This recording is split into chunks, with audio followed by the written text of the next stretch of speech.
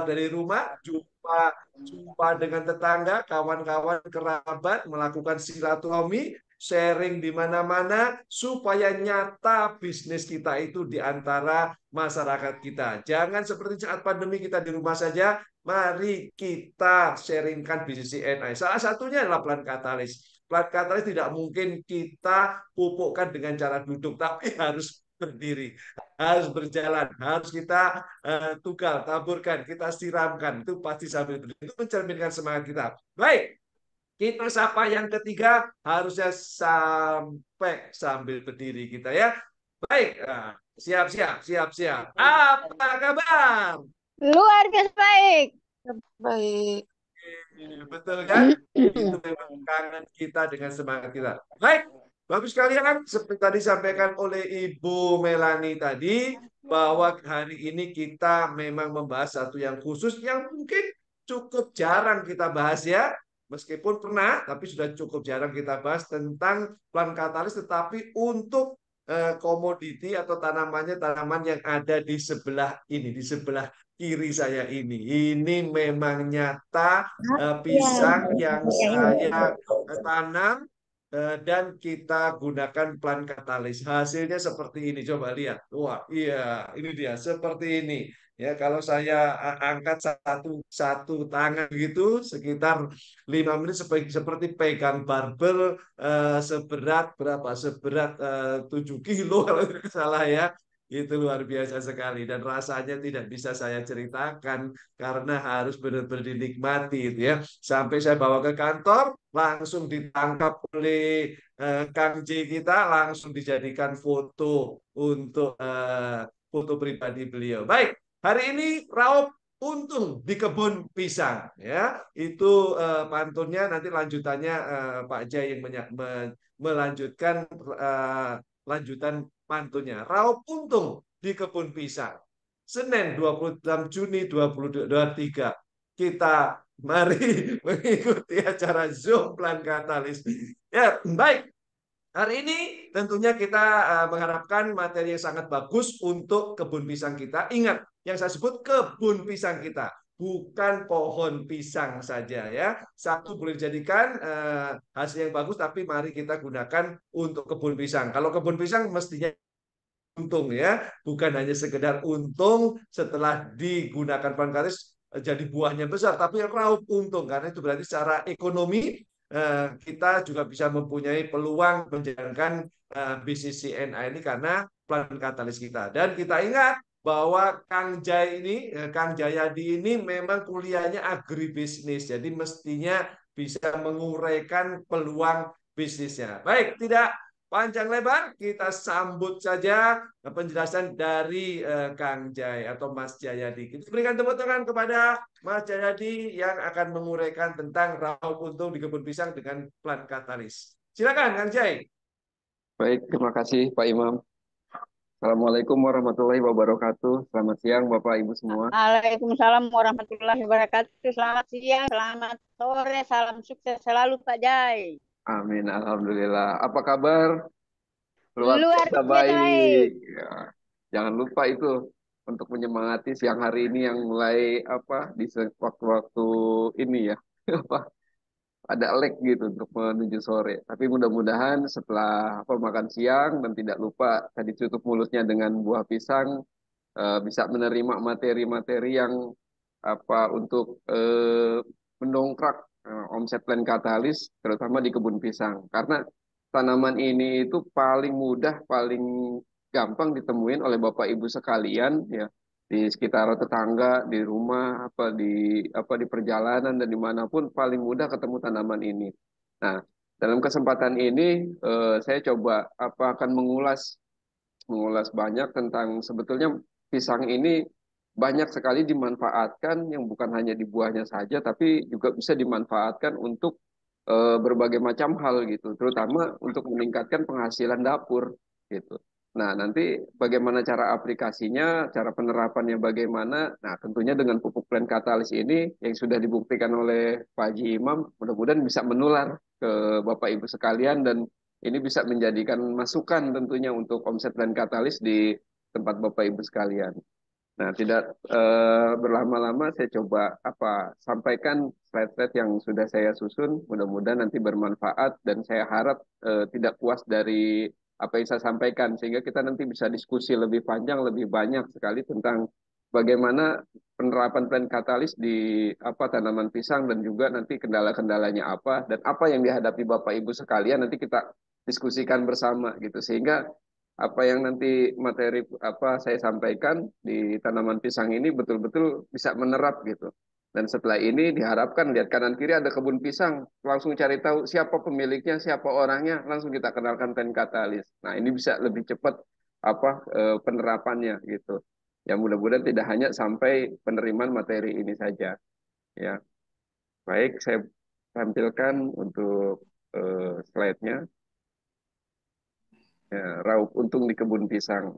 Ya karena memang banyak sekali potensi yang bisa kita gali dari satu tanaman ini. Ya di mana tanaman ini sebetulnya apa memiliki keragaman varietas yang begitu besar sekali ya dan ada banyak banyak jenisnya gitu. Nah, tapi memang saat ini yang paling dominan untuk di pasar buah ya Bapak Ibu sering temuin pisang-pisang Cavendish ya. Nah, apa sih pisang Cavendish itu termasuk ke dalam jenis apa gitu. Nah, selain buah segar itu juga ternyata ada lagi nih yang biasanya di daerah Amerika Latin itu tanaman pisang itu dijadikan makanan kalau di kita seperti makanan pokok seperti nasi lah ya. Jadi sebagai makanan utama itu. Nah, ternyata di wilayah kita di daerah Sulawesi Selatan itu makanan pisang itu bisa di konsumsi seperti itu gitu. Nah, Bapak Ibu mungkin ada yang dari wilayah Sulawesi Selatan ya, biasa makan pisang dengan sambal itu sudah biasa. Nah, ini salah satu keragamannya. Nah, terus juga selain itu juga manfaat dari buahnya ya itu juga bisa berskala industri gitu. Jadi kalau misalnya Bapak Ibu mungkin tadi disebutkan nama Bu Melani ya jadi pisang goreng, jadi pisang rebus, pisang kukus.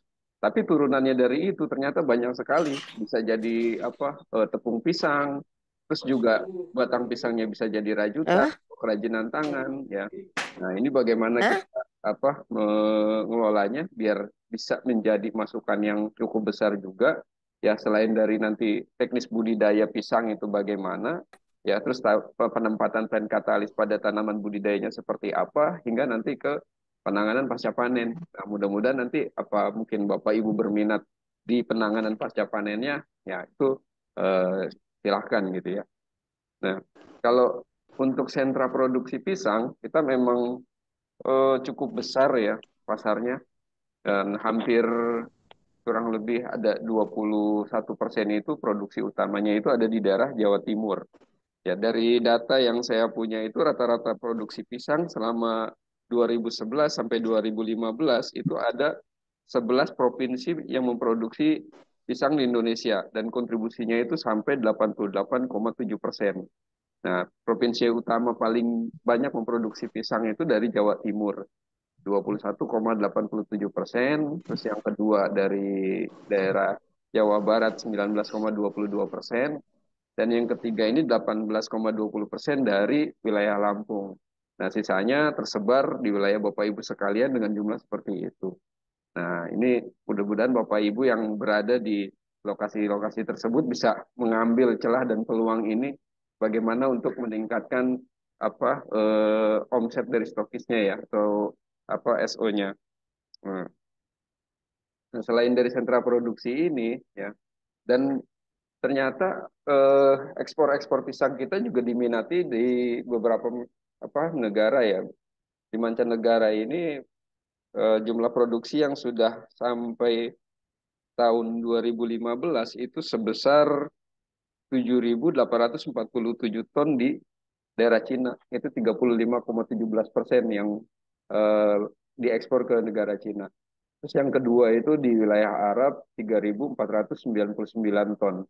Lalu disusul dari Jepang, Malaysia, Arab, dan Kuwait.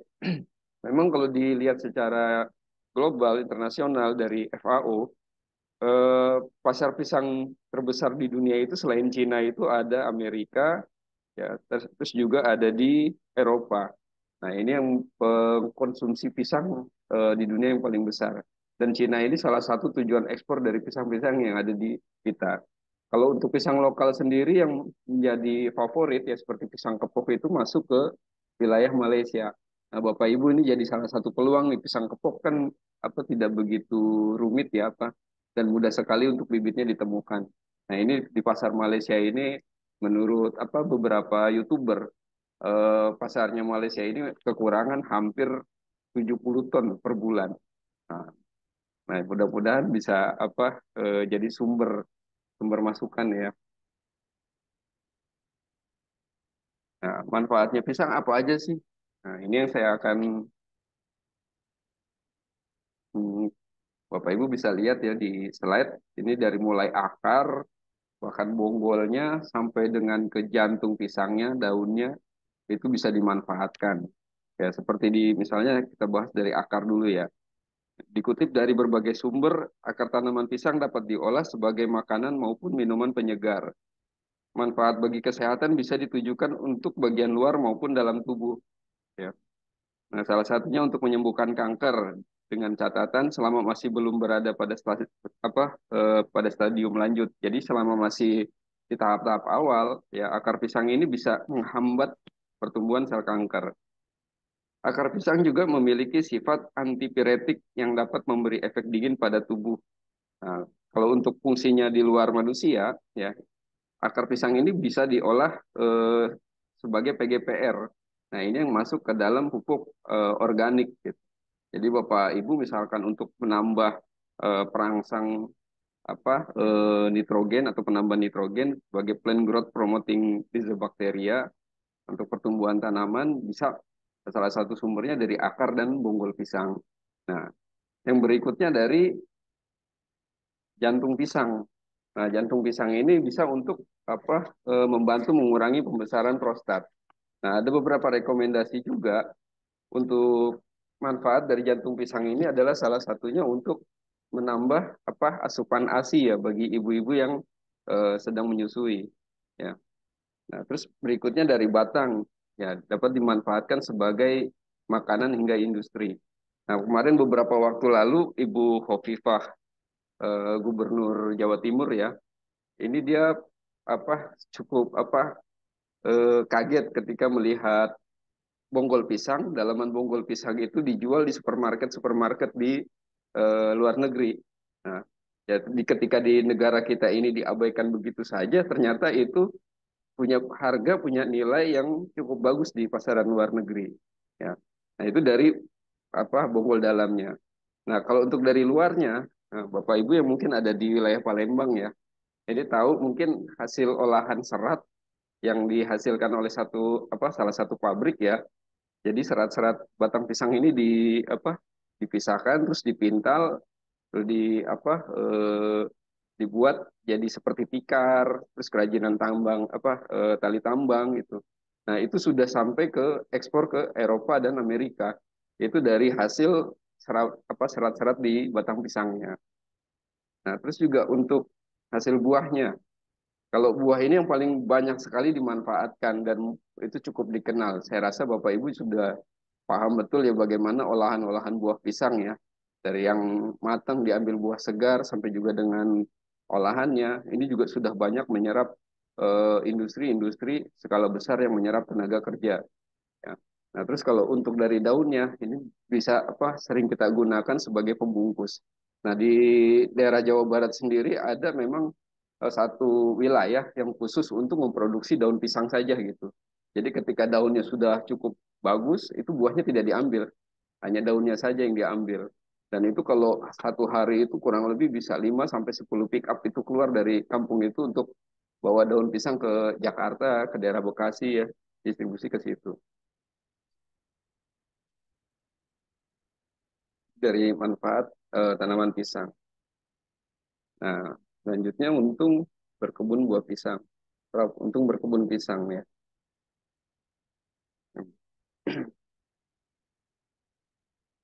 Memang untuk produksi pisang ini memang banyak syaratnya ya. Ya, produksi pisang yang berkualitas SNI ini yang kualitas apa potensi-potensi untung berkebun pisang produksi buah pisang yang berkualitas SNI. Memang ada beberapa varian di pisang yang sudah dibuat oleh pemerintah untuk menentukan karakteristik kualitas buah yang tertentu gitu yang bisa diterima secara market pasar Indonesia maupun luar negeri. Nah, ini dari pemerintah sudah mengeluarkan kode SNI-nya khusus gitu. Nah, yang berikutnya karakteristik wilayah menjadi nilai tambah hasil tanaman. Nah, ini yang seperti saya sebutkan ya.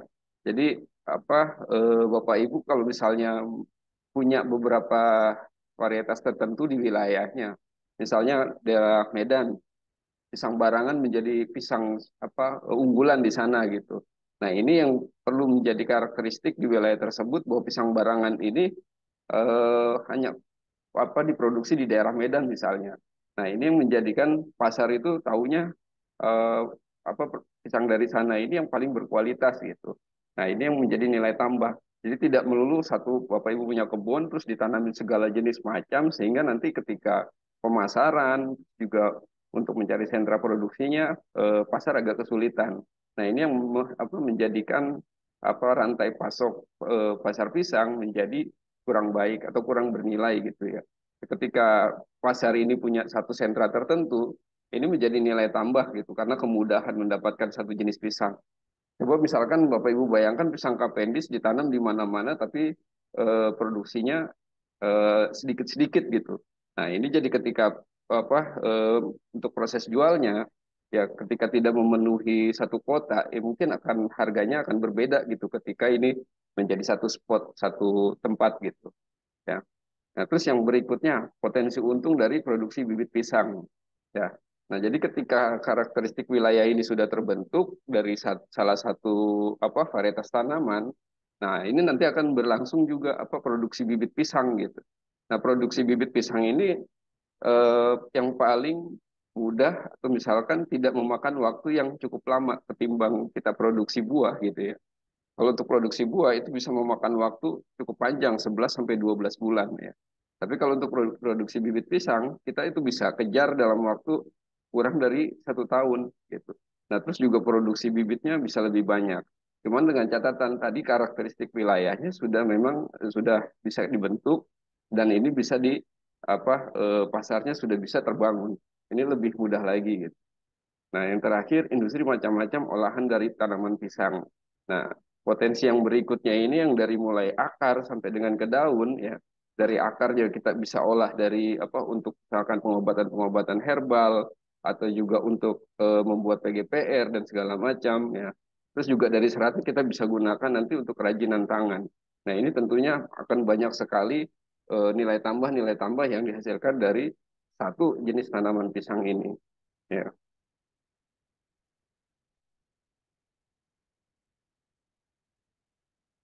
Nah, selanjutnya menurut buku dari yang berjudul Usaha Tani Pisang, yaitu karangan Rukmana dan Rahmat tahun 2006, ya kurang lebih di Indonesia itu ada 7 jenis varietas tanaman pisang ya. Ada pisang Ambon, terus juga pisang Raja, pisang Mas, pisang Kapok, pisang Tanduk, pisang Uli, dan eh, ya, 7 kelompok ya. Nah, di slide berikutnya mungkin masuk ke dalam bagian-bagian jenis pisang yang ada. Ya, pisang Ambon ini ya punya tinggi tanaman 3 meter, panjang tandannya. Pisang kelutuk, Pak Oh Jai. iya, pisang gelutuk. Ya, pisang Ambon, pisang Raja, pisang Mas, pisang Kepok, pisang Tanduk, pisang Uli, dan pisang gelutuk ya. Nah, untuk yang termasuk pisang Ambon ini ya salah satu jenisnya yang sering mudah ditemui itu pisang Cavendish. Nah, umur panennya kurang lebih berbunga mulai 11 sampai 12 bulan. Terus buahnya masak pada 4 sampai 5 bulan. Terus juga berikutnya untuk pisang raja, ini mungkin Bapak Ibu suka temukan pisang barangan ya. Nah, ini termasuk ke dalam golongan pisang raja ya. Terus ada pisang emas dengan tinggi 2 meter, yang memiliki karakter tandan yang pendek, jumlah sisirnya 4 sampai 6 buah. Berbunga di usia 12 bulan. Nah, selanjutnya untuk pemasakan buah di 3,5 bulan setelah bunga keluar. Yang termasuk ke dalam pisang emas itu pisang Lampung, ya pisang 40 hari, dan juga pisang 1000. Yang berikutnya pisang kepok, tinggi tanamannya 3 meter, panjang tandannya 30 sampai 60 cm. Jumlah sisir 5 sampai 9. Ya. Yang termasuk pisang kepok ini sangat banyak ya, kepok kuning, kepok gaji, terus juga gaji kuning, pisang jangkong.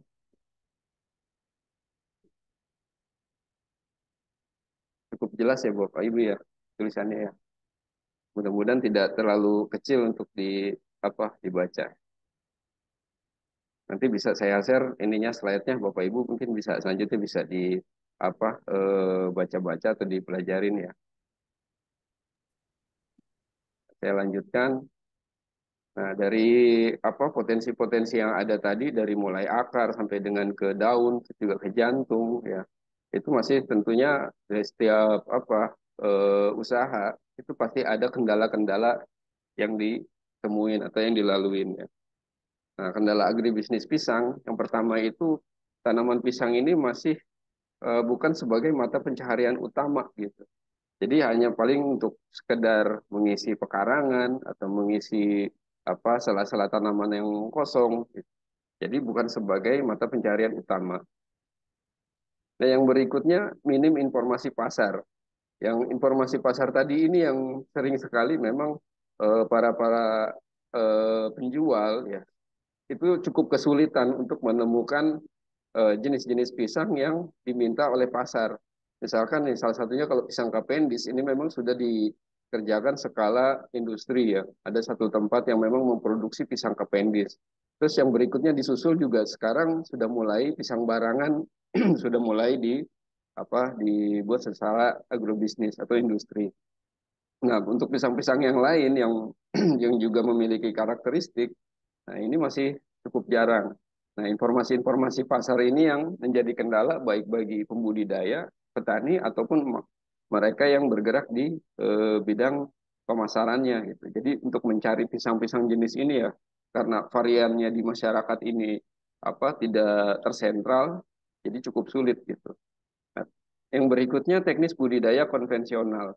Nah, ini memang sangat jarang sekali kalau kita lihat di lapangan ya untuk penyuluhan-penyuluhan untuk budidaya pisang yang baik seperti apa, terus juga kendala-kendala penyakit pada pisang, ya sepertinya memang diabaikan gitu tanaman pisang ini dibanding dengan tanaman padi, tanaman sayuran atau mungkin Bapak Ibu punya tanaman sawit ya. Pisang ini hanya sekedar untuk pelengkap gitu. Nah, padahal kalau dinilai hitung nilai potensinya ini cukup besar sekali, termasuk dari buahnya sendiri ya. Nah, terus berikutnya minim informasi dalam budidaya pisang. Ya, itu berhubungan tadi dengan penyerapan informasi yang bisa diterima petani. Nah, mudah-mudahan nanti adanya kegiatan ini nanti Bapak Ibu sedikit tahu ya, nanti bisa ditularkan ke tetangganya atau mungkin petani yang memang memiliki tanaman pisang ya. Ini bisa diinformasikan. Nah, yang berikutnya pengelolaan kebun belum intensif. Ya. Nah, ini yang sering sekali ini banyak hubungannya pengelolaan kebun belum intensif ini dengan produksi yang rendah gitu. Akibat bisa dari hama dan penyakit yang masuk ya. Nah, terus juga pengelolaan yang kurang baik akhirnya produksinya rendah ya. Nah, dari kendala itu yang fenomena kebun pisang yang ada sekarang ya terisi berbagai macam varietas. Jadi dalam satu pekarangan itu bisa varietasnya ada pisang barangan, ada pisang kepok, ada pisang apa ya, segala macam ada di situ. Terus juga ada tumpang tindih tanaman ya. Jadi kebun pisang ini nanti ada singkong, terus juga ada tanaman talas ya. Nah, sehingga terjadi persaingan unsur hara yang terjadi di satu kebun itu gitu.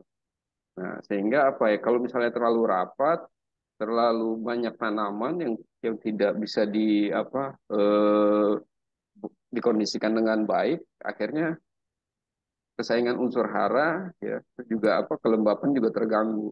Nah, kalau sudah lembab ini memang bisa meningkatkan keasaman pH tanah. Keasaman pH tanah sudah pasti meningkat di situ. Ya, apalagi kalau sudah tumbuh sampai rimbun ya sinar matahari tidak masuk. Nah, ini cukup mengundang hama dan penyakit tadi. Apalagi yang sering sekali terjadi di tanaman pisang, di kebun pisang itu adalah penyakit tular tanah. Nah, itu ketika sudah ada itu dalam satu bonggol, satu rumpun, itu penyebarannya cukup pesat sekali. Nanti akan saya kupas apa saja penyakit-penyakit yang rawan, yang rentan di menyerang tanaman pisang. Nah, ini salah satu serangan hama pisang. Ada empat jenis hama yang sering sekali menyerang tanaman pisang.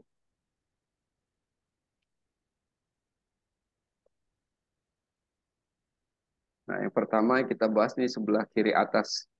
Ini Nacoleya aptasema. Mungkin Bapak Ibu pernah lihat tanaman pisangnya kok berkarat ya buahnya. Terus ada bintik-bintik hitam ya. Ini disebabkan oleh ini penyebabnya kupu kupu coklat ini. Ya, jadi dia em, menusukkan larvanya, ya, menaruh telur di dalam buahnya atau juga di bonggolnya, terus juga nanti larva itu telur menetas menjadi larva, ya, bertelur di dalam buah pisang. Nah, ini yang sering menyebabkan kerusakan. Ya, hama ngengat pada tanaman pisang menyerang buah, ya, dan buah pisang yang masih muda.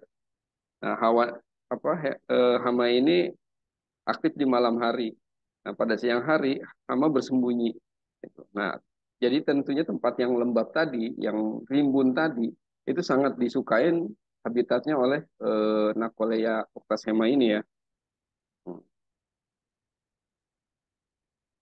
Nah, tanaman inangnya itu adalah tanaman pandan.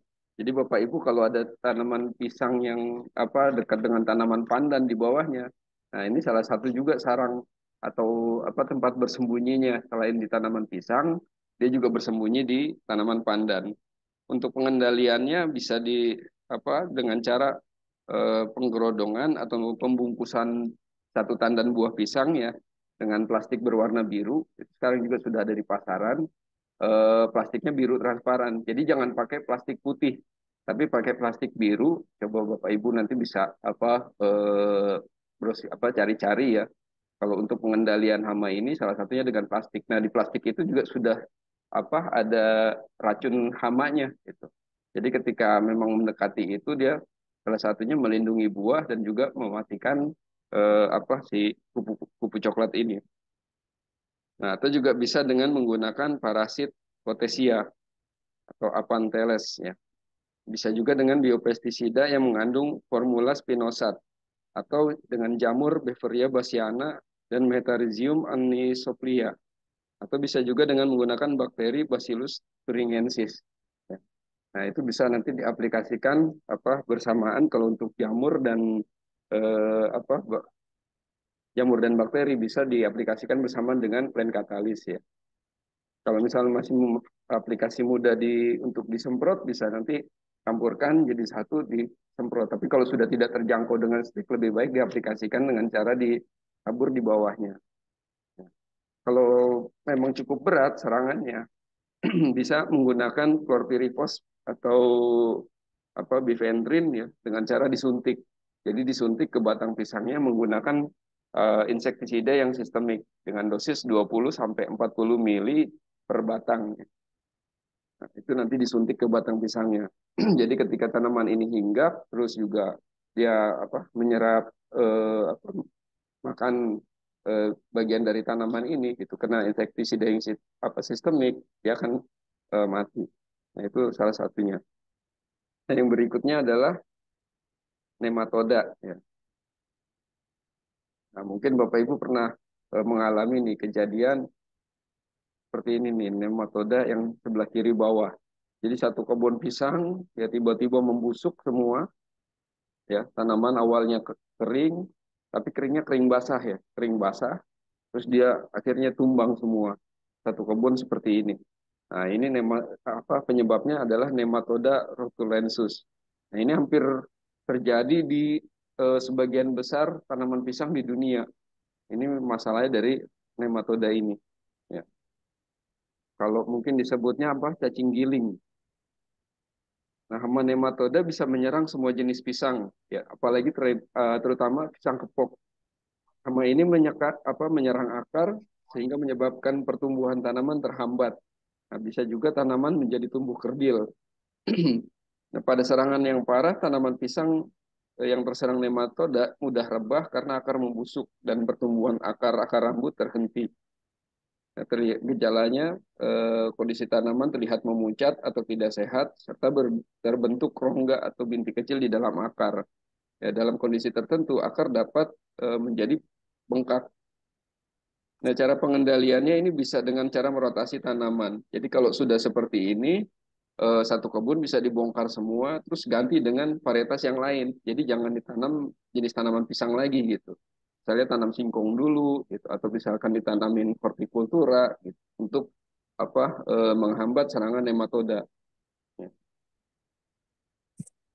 Ada juga dengan cara mekanis, yaitu menaikkan suhu tanah sampai 50 derajat Celcius selama 30 menit dengan uap panas atau air panas. Jadi rebus air panas dulu, ya, terus kalau misalnya bisa disiramkan di sekitar tanaman, ya. Atau juga bisa dengan nanti yang terakhir dengan cara kimiawi menggunakan karbofuran, ya, dengan dosis 12 gram per bahan aktif per rumpun. Nah, aplikasi diulangi setiap 6 bulan sekali. Nah, ini bisa nanti dicampur dengan blend katalis. Jadi untuk aplikasian karbofurannya, untuk tetap mengkondisikan tanaman ini tidak kehilangan nutrisi yang cukup banyak gitu. Jadi karbofuran campur blend katalis ditabur di sekitar perakarannya. Karbofurannya untuk menghambat nematoda, ya, menekan pertumbuhan nematoda. Blend katalisnya ini juga bermanfaat nanti untuk menumbuhkan mikroba dan membantu memberikan nutrisi yang baru untuk tanaman. Jadi sambil mengendalikan hama, dia juga untuk membantu pertumbuhan tanaman, ya, untuk pemulihan lah. Terus berikutnya yang di tengah Bactrocera dorsalis. Nah, ini yang mungkin sering ditemukan juga, ya. Ini lalat buah. Nah, lalat buah ini hampir menyerang berbagai jenis buah-buahan yang ada di kita. Nah, ini juga termasuk salah satu hama penting di dunia yang tingkat kerugiannya cukup besar sekali, apalagi di tanaman di buah pisang. Ya, awalnya seperti bintik-bintik kecil, ya. Dia menusuk, ya, menaruh telur juga hampir sama seperti tadi Nacolea. Nah, efek tusukannya ini dia bisa membuat karat nih, karat buah pisang, ya, seperti itu. Nah, tanda pertama infeksi bercak-bercak kecil pada kulit buah, berkembang dari sengatan lalat betina sampai peletakan telur. Nah, setelah menetas, larva lalat mampu menembus ke dalam daging buah untuk dimakan, menyebar secara luas di dalam buah yang terinfeksi. Untuk pengendaliannya ada beberapa cara. Yang pertama, pemberongsongan dengan cara pembungkusan seperti yang dilakukan untuk pencegahan Nacolea octasema tadi, ya. Atau juga dengan kultur teknis dengan sanitasi kebun, ya.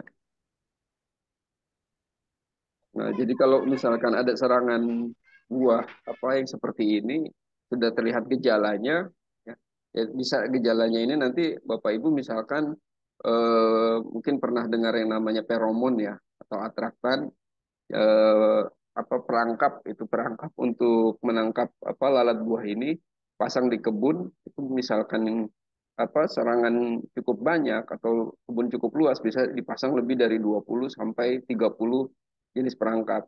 Nah, kalau misalkan memang ada setiap harinya ketemu sekitar 8 ekor per perangkap ini, itu sudah bisa menggunakan pengendalian secara kimiawi.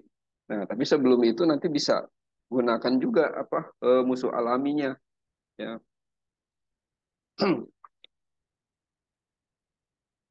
Nah, musuh alami dari si Bactrocera ini tuh bisa seperti semut, laba-laba, ya. Ini merupakan musuh alami dari atau predator untuk Bactrocera ini. Kalau untuk secara kimianya ini bisa gunakan profenovos atau deltametrin atau sipermetrin, ya.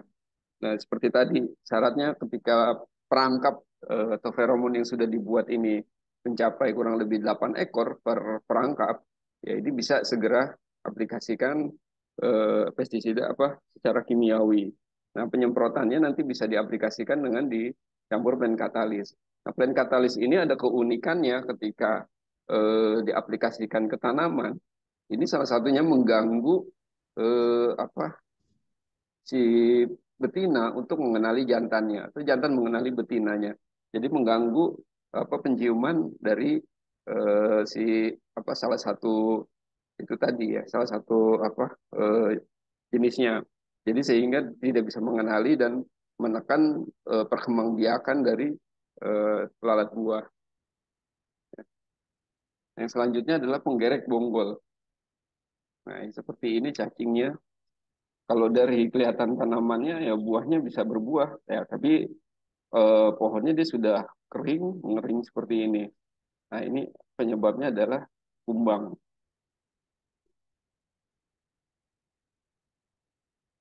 Seperti kumbang gajah ini ya. Bapak Ibu mungkin pernah lihat ya kalau di kebun ada kumbang gajah seperti ini. Nah, ini induknya dia apa menetas menjadi lalat seperti ini, masuk ke dalam batang pisang atau ke bonggol pisangnya, dia dimurai hingga tanamannya aliran nutrisi yang apa masuk ke tanaman ini menjadi terhambat. Nah, ini penyebabnya. Nah, tidak kalah pentingnya juga ini penyakit. Kemarin ada yang konsultasi ke saya, tanaman pisang saya kena virus gitu. Tapi untuk mengidentifikasi tanpa lihat apakah itu betul virus atau misalkan itu hanya layu, layu bakteri atau layu fusarium, nah ini kan perlu apa penampakan yang cukup jelas gitu. Ketika ada layu fusarium atau layu bakteri, itu masih bisa cukup dikendalikan di apa di perakarannya. Kita gunakan yang secara apa alami, yang secara apa menggunakan biopestisida, ya kita pakai trichoderma, ya ini masih bisa kita aplikasikan. Tapi kalau sudah terserang banana boncitovirus BBTV atau ABTV, ya kalau saran saya sebaiknya memang dibongkar, terus lahan itu dijemur dulu, dibiarkan beberapa waktu untuk terjemur, ya terus tanam varietas yang lain, jangan ditanam pisang lagi gitu, tanam apa varian yang lain dulu gitu dia untuk menekan pengembangan virus di BBTV dan ABTV ini.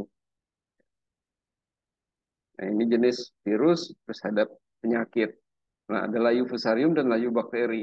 Kalau secara sekilas mungkin hampir sama ya, daunnya mengering, cuman yang membedakan ya kalau untuk di layu fusarium ya, di layu fusarium ini dia tingkat kelayuannya tidak secepat dengan layu bakteri. Kalau layu bakteri ini dalam waktu apa suhu yang eh, atau matahari yang cukup rendah maupun terik, dia tetap layu tanamannya. Tapi kalau untuk di layu fusarium, biasanya pagi atau sore dia segar lagi. Tapi kalau siang matahari terik dia layu. Gitu. Nah ini untuk membedakan ya. Nah, untuk layu bakteri sendiri, efek yang ditimbulkannya ke buah, ya sering disebut ini apa? Penyakit darah ya. Jadi dari mulai akar, batang sampai ke daunnya, ketika digores itu ada keluar seperti darah gitu. Ya, seperti darah dia berwarna merah. Nah, ini disebabkan oleh layu bakteri. Ya. Pengendaliannya kalau misalnya masih bisa apa tidak terlalu parah tanamannya bisa dengan trichoderma ya atau misalkan sekarang sudah cukup banyak juga apa biopestisida yang ada di toko-toko pertanian ya. Jadi tidak langsung mengendalikan dengan kimia gitu. Coba dulu dengan pengendalian eh, biopestisida. Nah, nanti aplikasinya bisa digunakan menggunakan blend katalis juga gitu. Campur dengan blend katalis ya. Selama itu baru kelihatan layu tapi belum menguning, insya Allah masih bisa dikejar, bisa tertolong. Ya, karena memang di apa tanah ini kan juga cukup yang utama ya ketika kondisi yang cukup itu perkembangan penyakitnya akan lebih cepat sekali gitu. Nah, jangan sampai itu jadi terlambat Bapak Ibu menangani apa gejala seperti ini. Ya, saya rasa ini yang paling mudah ditemukan Bapak Ibu untuk bisa menolong apa para mitra atau mitra bisnis atau petani-petani yang ada di sekitar. Ya ketika oh ini tanamannya kena seperti ini, apa yang perlu kita lakukan? Ya salah satunya adalah dengan plant katalis nanti ditambah dengan trichoderma dan yang lainnya. Tapi kalau dengan sudah terkena virus ini yang paling berat ya, cukup berat. Jadi mau dipupuk seperti apapun dia apa tidak akan bisa pulih, tidak akan bisa tumbuh baik lagi gitu. Ya. Nah, stop menelantarkan mereka dari potensi yang ada, terus dengan cara apa eh, merawatnya seperti apa, ya mudah-mudahan bisa menjadikan nilai apa mendapatkan hasil yang baik juga. Ya tentunya dengan plan katalis. Ya. Plan katalis punya nutrisi yang lengkap, makro dan mikro, terus juga P2O5-nya. Ya, seperti kita lihat tadi, penyakit-penyakit pada pisang ini rata-rata disebabkan apa dimulai dari tanahnya karena kondisi yang terlalu rimbun, terus juga drainase yang kurang baik, ya. Nah, terus perebutan makanan akhirnya kekurangan kekurangan nutrisi, terutama fosfat yang harusnya ada banyak di dalam tanah direbut sana sini, ya akhirnya nutrisi yang terserap juga kurang maksimal. Yang berikutnya bersifat alkalis atau basa tinggi. Nah, keasaman tanah di kebun pisang ini sudah pasti lebih tinggi ya dibanding mungkin tanaman-tanaman yang apa tidak terlalu rimbun gitu. Karena ada beberapa pendapat kalau tanaman pisang ini sebetulnya bukan pohon ya. Jadi kalau Bapak Ibu bilang pisang ini adalah pohon, sebetulnya pisang ini adalah tanaman perdu gitu. Jadi dia tidak memiliki batang keras ya. Jadi tidak bisa dibilang pohon. Nah, karena itu dia sama seperti mungkin tanaman bayam, ya tanaman kangkung ya. Itu sejenisnya seperti itu masuk ke dalam tanaman apa perdu. Nah, terus yang kelebihan dari plan katalis juga cara aplikasinya mudah. Nah, ini bisa disesuaikan apabila memang memungkinkan untuk dikocor ya. Jadi untuk mudah untuk lebih mudah diserap tanaman itu bisa dilakukan. Atau kalau misalkan lebih cepat lagi dengan cara disemprot ya, disemprot ke apa perakaran atau ke tanamannya, ke daunnya itu bisa diaplikasikan. Atau yang lebih mudah lagi ya, plant katalisnya ditabur di sekitar tanaman ya. Jadi plant katalis ini tidak menimbulkan panas ya sehingga terkena dengan batang juga tidak menyebabkan terbakarnya tanaman gitu. Beda dengan urea. Urea kalau misalnya dalam bentuk kering ditabur itu bisa menimbulkan bercak-bercak dan membakar bagian tanaman. Nah, tapi kalau plant katalis ini di sekitarnya tidak menimbulkan efek yang begitu besar gitu ya. Kecuali memang pemberiannya terlalu banyak. Nah, ini yang menjadi masalah. Ya, terus juga terbukti meningkatkan hasil tanaman. Nah, ini sudah terbukti sudah puluhan tahun plant katalis ini hadir dan bisa dibuktikan di hasil-hasil tanaman. Nah, sebetulnya ada tiga yang manfaat dari plant katalis ini yang bisa berlaku ke berbagai jenis tanaman. Ya, yang pertama ini bersifat alkalis ya, menetralkan pH tanah.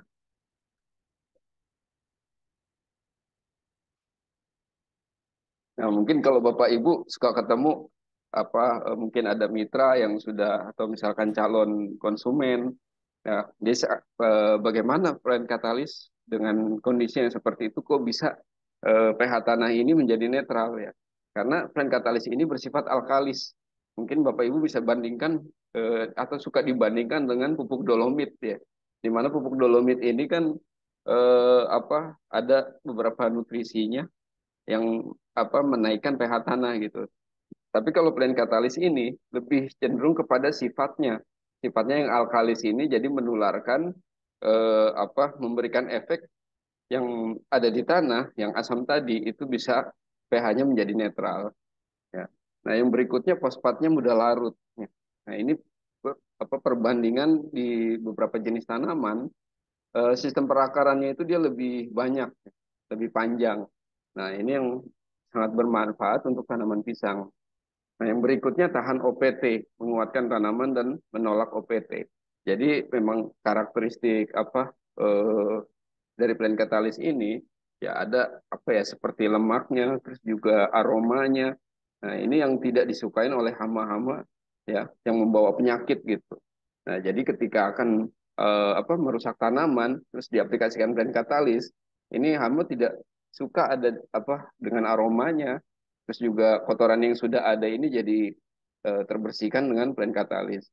Dan juga di kandungan plant katalis ini itu ada sifat yang apa memberikan lapisan lilin ya, lapisan lilin.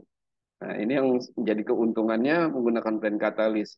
Jadi selain dia untuk memberikan nutrisi tanaman, ya dia juga untuk apa mencegah dan apa mengendalikan serangan hama dan penyakit. Nah, tiga runtutan ini saya rasa Bapak Ibu bisa diperdalam lagi dan ini menjadi apa nilai tambah dari nilai jual dari plant katalis ya. Bersifat alkalis, terus fosfatnya mudah larut dan dia bisa menahan serangan organisme pengganggu tanaman. Karena saya rasa di lapangan pupuk-pupuk banyak sekali jumlahnya, tapi rata-rata ketika pemberian pupuk yang banyak itu bukannya menolak datangnya hama, itu justru malah mengundang hama dan apa bisa malah menyebabkan kerusakan ketika aplikasinya yang terlalu over atau berlebihan. Nah, dengan plant katalis ini yang membedakan seperti itu. Ya, yang mudah-mudahan ini bisa dipahami oleh Bapak dan Ibu sekalian. Nah, yang selanjutnya klorofil daun itu dengan plant katalis dia tentunya lebih besar ya. Nah, ini yang membedakan ya. Kalau dengan plant katalis eh, bukan sel sel klorofilnya yang membesar, tapi jumlahnya ini yang lebih banyak gitu. Yang membedakan di seperti itu. Nah, ini bisa kelihatan ketika matahari terik ya. Kalau dengan plant katalis itu si daun dia tetap apa? Tetap tegak gitu. Tidak layu, tidak lunglai. Nah, beda dengan yang tidak menggunakan plant katalis. Daunnya lebih kecil, terus dia dengan cuaca apa matahari terik dia lebih teduh, apa lebih layu lah ya. Jadi meningkatkan penyerapan nutrisi dari akar, batang, dan daun, terus bobotnya dari hasil pasti produksi meningkat. Jadi ketika apa proses fotosintesis ini bisa berjalan dengan baik, ya, hasil-hasil fotosintesis itu akan disalurkan ke buah. Nah, ini menjadikan kuantitas ya, secara bobot berat itu pasti lebih meningkat dan hasilnya berkualitas dan tahan simpan. Ya, ini yang menjadikan apa hasil-hasil plant katalis ini sebetulnya memang ditunggu-tunggu oleh petani gitu. Nah, dalam produksinya apa lebih mudah sehingga menekan penggunaan pestisida, tapi dari hasilnya itu lebih meningkat daripada yang biasa apa dilakukan oleh petani. Nah, ini yang menjadi nilai tambah apa keuntungan menggunakan plant katalis. Ya. Jadi manfaat plant katalis pada tanaman pisang ya, memberikan nutrisi yang dibutuhkan tanaman pisang dari mulai akar, batang, dan daun hingga ke hasil buah. Ya, akar yang menggunakan plant katalis itu lebih apa lebih banyak, lebih lebat. Terus juga mencegah dan melindungi tanaman dari kerusakan akibat hama penyakit yang menular lewat tanah dan sistem perakaran. Yang terakhir, mengoptimalkan hasil buah yang bergizi, lezat, tahan simpan, dan berbobot. Ya, nanti apa hasil buahnya ini bisa dikatakan ke bandar gitu. Kalau ini pakai plant katalis, Bapak bawa dari Medan ke Jakarta, ya mungkin butuh waktu 1 minggu misalkan, dan ini bisa lebih bertahan sekian lamanya. Nah, ini yang menjadikan nilai tambah nih, apa kalau menggunakan plant katalis. Nah, terus juga daun-daunnya, ya, yang kita lihat tadi sel-sel klorofilnya lebih banyak, ya tentunya daunnya lebih lebar. Apabila Bapak Ibu ketemu dengan petani-petani yang memproduksi daun, ya, dia hanya apa memproduksi daunnya saja. Ya, ini menjadi keuntungan nih, karena nanti berat daun yang harusnya satu ikat itu beratnya sekian kilogram, tapi dengan plant katalis lebih berat. Ya. Nah, ini menjadi apa bisa nilai jual dari plant katalis itu sendiri. Ya, terus pisangnya ya tentunya lebih sehat dan tidak mudah terserang penyakit. Nah, lalu bagaimana cara aplikasi yang bisa dilakukan dengan plant katalis ya? Nah, saat ini kalau Bapak Ibu tanam pisang, usahakan jangan saya tidak anjurkan dari bonggol yang ada satu rumpun terus dipecah dipindahkan ke tempat baru gitu. Tapi usahakan memang bikin bibit. Nah, proses ini juga bisa jadi nilai tambah buat misalkan Bapak dan Ibu yang punya salah satu jenis pisang yang punya market bagus, punya pasar bagus ya. Terus ingin dibudidayakan gitu. Jadi tidak perlu menunggu tanaman itu mempunyai anak gitu. Tapi dari bonggolnya saja, ini sudah kita bisa paksa dia, atau kita bisa dorong dia untuk punya tunas-tunas baru yang lebih banyak. Yang pertama, yaitu dengan perendaman bonggol. Jadi, ketika Bapak Ibu ada tanaman anakan yang kurang lebih tingginya 1 sampai 1,5 meter, yaitu bisa dibongkar, terus diambil bonggolnya, dibersihkan, dicuci, ya, cuci bersih dari tanah yang menempel, ya, untuk menghindari adanya jamur atau bakteri yang menempel. Nah, itu dibersihkan dulu. Dibersihkan bonggolnya, terus displit, dibuat garis. Ya, Bapak Ibu bisa lihat di gambar yang sebelah kiri ini, dipotong secara melintang 4 bagian, terus dilakukan perendaman. Lakukan perendaman dengan air hangat dan larutan katalis 1 gram per liter selama 15 menit, lalu ditiriskan. Jadi direndam, terus ditiriskan 15 menit. Nah, setelah itu proses pembenihannya di tempat lain kita buat media ya. Medianya ini bisa menggunakan tanah, terus bahan organik yang sudah sering saya sampaikan. Ya, jadi tanah, terus bahan organiknya bisa dengan kompos, pupuk kandang, atau misalkan yang lain ya, kurang lebih sebanyak 1 ton, terus dicampur dengan blend katalis 500 gram. Ya, jadi 500 gram per ton bahan organik. Nah, ini untuk eh, media pembenihan yang pertama ya. Media pembenihan pertama kita gunakan kita timbun. Nah, nanti setelah itu akan tumbuh sekitar 10 sampai 15 hari atau 2 mingguan ya. Semprotkan katalis 1,5 gram per liter pada umur 14 hari setelah semai. Ya, nanti dia akan tumbuh seperti gambar yang ketiga ini. Dia akan tumbuh seperti itu. Nah, setelah tumbuh seperti ini 15 hari, ini bisa langsung ditanam atau bisa dibuat perbanyakan lagi. Jadi ketika sudah mulai tumbuh, terus batangnya kurang lebih 12 sampai 17 cm, ini kita potong lagi batang batang bawahnya. Batang bawahnya kita potong lagi, nanti dia akan timbul lagi banyak dari satu rumpun ini, satu batang ini akan timbul lagi beberapa batang tunas baru gitu. Nah, nanti tunas baru yang akan tumbuh ini ya 2 minggu setelahnya itu bisa kita semprot lagi penkatalis. Dosisnya sama, kita gunakan 1,5 gram per liter air ya di umur 2 minggu. Nah, ketika sudah mulai 1 bulan, nah itu baru dipotong, terus dipindahkan ke polybag, ya masuk ke persemaian kedua. Nah, di persemaian kedua kita ulangin aplikasi plain katalis 1,5 gram per liter pada 14 hari. Nah, setelah di persemaian kedua ini kita aplikasikan 2 minggu sekali, kita ulangi sampai dia siap pindah tanam. Nah, masuk ke persemaian ketiga, dari polybag kecil itu bisa pindah ke polybag yang sedang ya, yang ukuran kurang lebih 25 sampai 30 cm. Ya. Medianya sama seperti yang tadi, kita gunakan plain katalis dengan campuran bahan organik. Terus kita semprot plain katalis 2 minggu setelah pindah tanam ke polybag besar. Nah, ini kita semprot per 2 minggu sekali sampai bibit siap ditanam. Nah, untuk perawatan bibit, ya setelah umur 1 bulan, bibit dapat diadaptasikan di tempat yang panas atau sekitar kebun. Jadi tempat ini kan cukup ada naungan ya, agar matahari tidak langsung eh, apa masuk gitu, atau menyinari dengan terik ya. Ya nanti kita pindahkan di sekitar kebun, biar dia mulai belajar menerima matahari yang cukup panas gitu, sebelum ditanam di lapangan. Nah, ketika tinggi sampai 80 atau 100 cm baru kita lakukan penanaman. Nah, di persemaian ketiga ini penggunaan plain katalisnya tetap kita semprot kurang lebih 2 minggu sekali. Ya.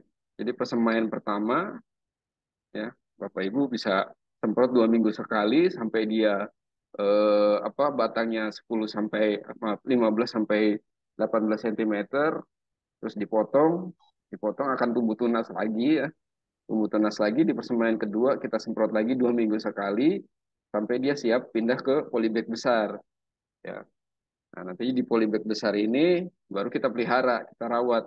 Setelah punya banyak rumpun tadi, baru kita rawat nanti yang secara maksimal di sini sampai dia siap pindah tanam. Nah, untuk penanaman dan perawatannya sendiri hampir sama dengan aplikasi ke berbagai jenis tanaman yang sebelumnya sudah saya ceritakan seperti di cabai ya. Nah, jadi kita kita buat bahan organik dengan dosis yang sama 500 gram. Dan untuk 1 ton bahan organik kita berikan juga di lubangnya plain katalis 30 gram per lubang. Usahakan 3 hari sebelum penanaman eh, bibit. 30 gram per lubang 3 hari sebelum tanam bibit ini kita sudah taburkan plain katalis. Nah, selanjutnya untuk perawatan kita berikan 30 sampai 50 gram per pohon setiap 2 sampai 4 minggu sekali. Jadi sebulan bisa 2 kali aplikasi atau bisa 1 kali aplikasi. Ya, aplikasi dirapatkan saat keluar jantung hingga menjelang panen. Jadi bisa 1 bulan sekali kita aplikasikan, nanti di usia 10 bulan atau misalkan 11 bulan sudah mulai keluar jantung. Nah, ini bisa 2 minggu sekali sampai dia siap panen. Aplikasi plain katalis itu lebih lebih rapat atau lebih intens gitu kita gunakan. Nah, yang terakhir penutup, mudah-mudahan Bapak dan Ibu masih ada yang mau disampaikan atau mungkin bisa kita diskusikan, saya silakan ya. Dan kesimpulannya, yang pohon pisang ini punya manfaat yang cukup banyak ya untuk kelangsungan hidup semua makhluk gitu. Jadi bukan hanya manusia, tapi juga makhluk-makhluk yang lain ini sebetulnya membutuhkan tanaman pisang. Ya, dari ujung akar sampai ke ujung daun dapat dimanfaatkan untuk memenuhi kesehatan dan juga finansial. Manfaat kesehatannya dari mulai akar sampai daun itu bisa diekstrak untuk pengobatan-pengobatan herbal dan juga ketika berhasil itu bisa kita jual secara ekonomi dan memang membutuhkan gitu. Ada pasarnya untuk hasil dari tanaman pisang ini. Nah, sehingga pola budidaya yang seadanya ini harus mulai dirubah secara intensif ya agar punya nilai yang menguntungkan dan jangka panjang. Nah, tentunya plan katalis yang kita punya saat ini punya peran yang besar untuk menyehatkan tanaman dan menjaga dari kerusakan akibat hama dan penyakit. Ya mudah-mudahan sampai sini Bapak dan Ibu sekalian bisa paham atau ada yang kurang paham, silakan kita bahas di forum diskusi ya. Baik, mungkin itu yang bisa saya sampaikan. Saya kembalikan kepada host kita yang luar biasa, Bapak Haji Imam. Saya persilakan, Pak. Terima kasih. Selamat siang. Ya, terima kasih. Luar biasa sekali ini ya, Kang J kita ya. Berikan tepuk tangan kepada Kang J yang sudah menguraikan sangat bagus sekali untuk budidaya pisang. Sangat-sangat detail sekali ya. Eh, Sebelum yang lain bertanya, saya bertanya dulu ini, Kang J ya. Itu ada yang sangat apa namanya, nyentil sedikit ya, yaitu pemakaian furan dan apa-apa tadi kok boleh dipakai bersama plant katalis gimana? Itu dia kan apa termasuk pestisida ya, boleh ya? Boleh, Pak. Bisa bisa dicampur. Ya, tapi memang penggunaan kimiawi ini kan sifatnya akhir. Usahakan sebelum menggunakan puradan, kita gunakan tadi trichoderma atau bacillus atau misalkan apa yang lainnya, yang bakterial, ya itu kita gunakan dulu. Gitu. Jadi tidak langsung ke arah situ. Nah, ketika itu tidak bisa berhasil, baru gunakan yang tadi yang kimia. Nah, boleh aplikasi dicampur, asalkan dengan syarat ditabur. Jangan diaplikasikan dikocor atau disemprot ya, karena ada senyawanya beda gitu antara puradan dengan plain katalis. Khawatirnya nanti mengurangi efektivitas. Tapi kalau ditabur ini secara terpisah dia akan menyerap sendiri ininya gitu. Begitu, Pak. Oke. Berarti dicampur dulu baru taburkan atau bersamaan saja waktunya ditabur Dicampurkan dulu. pemuradannya dulu baru tabur. campurkan dulu ya. Oke. Bisa Oke. dicampurkan Nah, ini dulu, yang menarik juga. baru ditabur. Hmm. Oke, nah hari ini kita mendapatkan informasi bagus sekali ya, inspirasi bisnisnya, yaitu bukan hanya buah pisang saja, mulai bisnis bibit pisang, bisnis daun, terakhir malah berkali-kali itu membibitkan pisang itu ya, beranak pinak seperti itu, luar biasa. Nah, baik, tentu masih ada yang ingin bertanya. Kalau saya borong semua pertanyaannya nanti nggak sempat nanya ya. Oke, silakan sekalian yang ingin bertanya, terutama yang kemarin waktu saya posting buah pisang ini, penasaran dengan cara bagaimana berbudidaya pisang. Silakan, Bu Melani mungkin bisa dilihat dari chat roomnya ataupun langsung silakan. Ya, Halo Bapak Bu Ibu Melani. silakan Bapak Ibu yang ingin mau bertanya ya. Ini ada yang mau nanya dari eh, Mbak Afrina. Bapak tadi bilang pembibitan menggunakan bonggol-bonggol tuh yang masih ada akarnya atau dari batang tengahnya tuh ya, Pak? Atau diiris berapa meter ya, Pak? Terima kasih. Wah, Silakan iya, Pak Jai. betul ini ya. Memang bonggol pisang itu sumber kehidupan. Pisang itu pada dasarnya nggak bisa dibunuh itu, ya. Dipotong, ditaruh, tumbuh lagi, dibuang ke sampah, hidup lagi di sana. Oke, itu memang seperti itu ya. Silakan, Kang J, teknisnya gimana? Ya, jadi batang pisang yang misalkan Bapak Ibu punya ya, dengan kurang lebih diameternya itu 20 sampai 30 cm, nanti ditebang dulu, sisakan kurang lebih 1 sampai 1,5 meter dari pangkal gitu, dari bawah. Sisakan dulu, nanti setelah ditebang atasnya, nah, baru kita bongkar tuh bonggolnya. Bonggolnya dibongkar. Nah, kita bersihkan semua akarnya, bersihkan. Terus setelah bersih sampai mengupas talas, ya Bapak Ibu mungkin pernah tahu mengupas talas seperti apa ya, putih bersih seperti itu. Nah, itu baru kita cuci. Kita cuci, kita bersihkan. Nah, setelah itu batang sisa bonggol yang menempel itu juga dipotong rata, terus dibuat lubang, lubang kurang lebih sedalam 2 senti ya, buat lubang di tengahnya, di sisa pangkal batangnya itu dilubangi, terus disayat gitu. Jadi bukan dipotong tapi disayat. Sayat kurang lebih sedalam 1 senti, melintang, bikin empat empat sayatan, lalu dilakukan perendaman dengan plen katalis.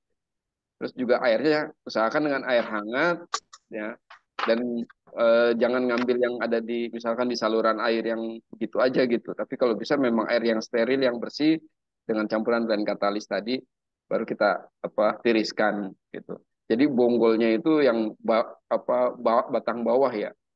Beda kalau misalnya yang di tengah ini apa ya namanya ya? Di gedebok ya, batang gedebok gitu kalau misalnya di tengahnya. Nah, ya, kalau yang kita gunakan untuk perbanyakan ini dari bonggolnya, bonggol pisangnya gitu. Ya, bonggol pisang itu memang adanya di bawah tanah mestinya ya. Bawah. Kalau biasanya di atas itu memang tanahnya kurang ya. Nah, jadi bonggolnya itu yang jadi bibitnya. Itu boleh dibelah sampai empat ya, Kang J. Bagaimana, Pak? Dibelah, jadi bonggolnya tadi di keterangannya itu kan Disayat, dibelah, di, disayat disayat ya. aja, ya disayat. Oh, disayat. Jadi sampai dapat empat empat pipih gitu Ya, ya. empat sayatan, Pak. Nah, itu yang Ya, merangsang nanti akan tumbuh tunasnya dari situ, dari sisi itu. Tapi ada oh, juga, tidak boleh boleh belah empat kayak pizza gitu nggak bisa ya? itu juga bisa dibelah seperti itu. Hmm. Jadi bentuknya kurang lebih nanti melengkung ya, melengkung. Misalkan ini kan Ya. bulat, bulat satu bulatan. Nah, lalu disayat Hmm. empat. Nah, ini adalah satu satu batang sisa potongan.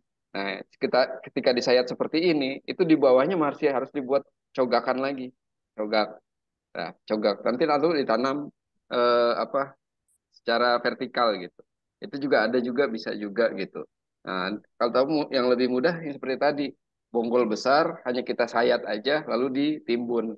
Nah, nanti timbunan yang banyak itu akan tumbuh tunas-tunas, baru kita pisahkan lagi. Itu juga bisa gitu, Pak. Oke, ya. Itu lagi menjawab lagi Bu Afrina. Silakan Mbak Bu Belani dibacakan mungkin bertanya lagi. Baik Pak, berarti mesti dikupas sampai batang putihnya gitu ya Pak Jaya ya. Iya, sampai bersih itu. Oke. Lanjut pertanyaan dari Pak Junaidi nih ya Pak Jaya. Sekarang pohon pisang diserang hama setelah adanya banjir dan hama sampai sekarang masih menyerang pohon pisang pohon sehingga membuat pohon pisangnya mati. Petani sekarang tidak tahu cara penanganannya. Gimana Pak Jai? Oh, sebentar, sebentar. Ini Pak Junedinya ada ini, biar Bercerita. rasa pertanyaannya lebih lengkap ceritanya ya. Silakan Pak Junaidi, di mana itu, seluas apa, kejadian seperti apa, silakan disampaikan. Oke, selamat siang Pak Jai. Yang Pak Jun. Oke, oh, saya ini kan karena di koperasi Jai, jadi saya ini bagian pemerintahan juga untuk kegiatan di desa. Jadi sekali di Kalimantan, khususnya di Kabupaten Katingan. Nah, di sini kan banyak masyarakat itu yang menanam pisang dengan skala yang cukup besar ya, ada yang 1 hektar, 2 hektar sampai 5 hektar per orang. Nah, kondisi sekarang itu di mereka kan tahun 2022 kalau tidak salah itu ada banjir besar di wilayah mereka sehingga pisang mereka itu terendam banjir berapa minggu, hampir sebulan ya. Itu pun tidak hanya untuk pisang, kebun durian pun terendam juga sehingga sekarang pohon duriannya itu juga masih belum berbuah gitu. Apalagi kondisi pisang. Nah, sekarang di mereka itu yang terjadi itu katanya pisang itu mati, menguning mati dan ya pastinya kan tidak bisa berkembang dan tidak bisa berbuah. Nah, kondisi di mereka akhirnya eh, tidak melanjutkan. Kondisi ini kemarin saya juga baru ketemu dengan Ibu Elsi di Palangkaraya kan yang menawarkan juga plan katalis. Saya juga belum pernah nyoba sekarang gitu untuk tanaman, tapi karena ada kegiatan hari ini, makanya saya juga harus hadir nih walaupun dalam jam kerja ya, enggak apa-apa. Nah, jadi kondisinya seperti itu. Sepertinya tadi itu kalau dari eh, Pak Jai tadi ini tentang kayaknya dia seperti kena penyakit nematoda ya yang menyerang akar yang membusuk itu atau mungkin apalah itu atau gimana caranya ya Pak Jaya itu saja dulu. Oke, terima kasih. Baik, terima Oke, kasih Pak Jun. terima kasih Pak Junedi. Jadi kisahnya di Katingan-Katingan itu memang langganan banjir itu memang di sana ya. Kalau banjirnya parah itu memang wilayahnya memang pas pas lahan yang selalu terkena banjir atau sesekali saja Pak Junedi. Itu sesekali aja Pak. Tidak selalu. Hmm. Sekarang kan nggak juga gitu. Itu karena pas Oke, memang baik. besar. Nah, ya, baik, terima kasih. Itu memang kita sering dengar kalau di Katingan sering banyak. Mudah-mudahan lahannya bukan lahan yang memang jalurnya banjir ya, sehingga bisa diantisipasi. Kalaupun sesekali itu mestinya dikasih apa itu istilahnya galengan atau apa itu. Mungkin Pak J nanti bisa dijelaskan. Silakan Pak J. Ya, baik, terima kasih Pak Junaidi dan terima kasih atas waktunya. Ya, mudah-mudahan apa yang disampaikan saya hari ini dan apa kita semua bisa bermanfaat ini. Kalau memang dari apa dugaan awal ya Pak, saya sih lebih Ya. senang gitu kalau misalkan ada bentuk visualnya gitu ya. Jadi lebih mudah mengidentifikasi. Tapi dari dugaan awal terus gejala yang menyerang dari banjir memang sepertinya terserang nematoda gitu. Dan ini memang nematoda ini sangat suka tempat-tempat yang lembab, apalagi sudah begitu dikena serangan banjir yang cukup besar ya. Ya memang kalau untuk pengendalian ada banyak cara ya. Kalau memang wilayah yang cukup sering langganan banjir, sebaiknya itu tadi. Kalau memang fokus untuk di situ tanaman pisang, sebaiknya dibuat secara khusus seperti bertanam pisang di apa seperti tanaman kebun yang lain gitu, dibuat per baris gitu, diratakan seperti itu. Jadi sehingga memudahkan aliran air itu tidak tergenang atau menggenangi di kebun. Nah, ya, jadi dia dibuat seperti itu, dibuat larikan atau memang dikhususkan gitu. Tanaman pisang ditanam satu atau dua rumpun per lubang, dibuat barisan khusus. Dan arah barisannya ini searah dengan aliran air. Air masuk dari mana, pembuangannya ke mana, itu sudah diatur drainasenya. Ini yang penting. Terus yang kedua, nanti umpama saat ini banyak varietas tanam yang ditanam pisang kepok misalkan. Kalau memang banyak pisang kepok yang terserang, berarti untuk penanaman berikutnya yang sekarang dibersihkan dulu, Bapak. Bersihkan dulu tanamannya, dibongkar, bongkar semua, terus taburi plen katalis atau misalkan Bapak ada apa eh, bisa menggunakan kimia ya, itu seperti karbopuran tadi ya, itu untuk apa? Mendinginkan dulu, mengademkan apa menolak nematoda dulu, itu taburkan dulu di situ. Lalu biarkan dulu kurang lebih 1 bulan, tanam jenis lalu ditanam jenis varietas yang lain. Kalau tadi pisang kepok awalnya, terus tanam yang lain seperti pisang kapendis atau pisang apa yang lebih tahan. Ya, mungkin kalau misalkan lalu untuk membongkar semua terus ganti varietas misalnya tanam sawit, ini kan lama lagi nanti prosesnya ya kita misalkan tanam itu ya. Jadi tanam pisang dulu tapi jenis varietas yang lain gitu. Syukur-syukur ada pisang kepok yang memang maaf, keluaran dari balai pembibitan ya. Ini yang punya daya tahan terhadap nematoda. Nah, ini lebih lebih bagus lagi gitu. Jadi punya varietas yang unggul baru gitu untuk ditanam di situ. Itu yang penting. Nah, selanjutnya penjarangan tadi, tinggal penjarangannya dilakukan agar matahari ini udah keluar masuk ke kebun. Ya, jadi tidak nematoda ini jadi lebih tertekan lagi perkembangannya. Nah, ini bisa dilakukan nanti spot-spot, Pak. Jadi misalkan satu kebun itu mana titik yang paling parah terkena serangan nematoda. Itu dulu nanti yang disanitasi. Dari situ yang terserang nematoda, terus baru merembet kurang lebih 5 meter dari lokasi yang terserang tadi, itu yang kita sanitasi gitu. Jadi tidak perlu misalkan ada 5 hektar, 5 hektarnya semua dihabiskan semua. Jangan. Tapi diperhatikan mana titik mana yang terserang nematoda, terus itu yang kita tangani. Nah, mungkin itu seperti itu, Pak. Oke, Ada lagi, Ya, Pak? ya, sebelum ini Pak Junaidi, Kang Jai, kalau dulu kalau Kak Suryo kan seperti di kebun sawit yang gambut ataupun di apa namanya lahan bawang dan seterusnya itu memang tanahnya harus dikondisikan supaya kalau ada air lebih banyak itu ada aliran air tersendiri seperti galengan seperti itu. Ya, Nah, itu juga bisa diaplikasikan karena ini kan baru membuka lahan pisang di sana kan ya. Karena saking apa potensinya pisang maka dibuat seperti itu dan di Katingan tapi terkendala banjir. Mungkin pembuatan lahannya dibuat aliran air jadi ada gundukan-gundukan yang untuk tanaman pisangnya. Begitu Kang J ya tambahannya ya. iya, betul, Pak. hmm, Jadi buat drainase yang hmm. baik sekali gitu. Kalau memang daerahnya itu rawan banjir, gitu. Begitu, Pak Jun. Sepertinya Ya, memang jadi di mana pohon pisangnya itu di tanaman pisang itu ada bentuknya gundukan-gundukan. Jadi di sebelahnya ada cekungan airnya bisa lewat ke sana. Itu juga mengurangi terendam yang menjadi sumber banyak penyakit. Mungkin begitu gambarannya Pak Junedi. Apakah di sana dibiarkan rata saja itu lahannya? iya, iya Pak Imam.